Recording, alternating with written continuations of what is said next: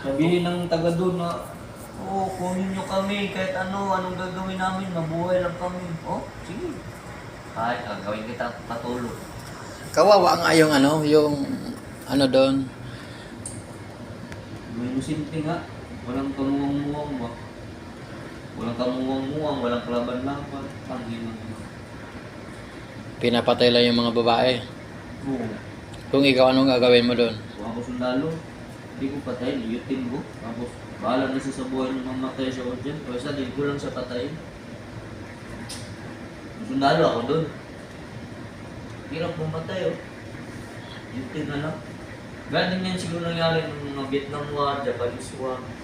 Kuhaan din siguro sila ba? Yung mga kuhaan talaga sila eh.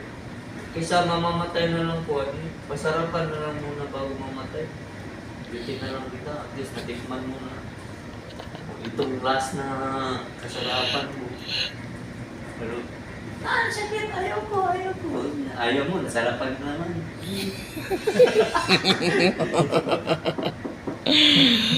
Ay, nako. Sige na lang.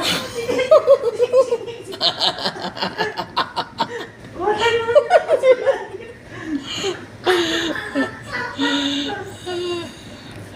Iyutin mo talaga sa patay mga babae doon sa Ukraine, pati sa Gaza.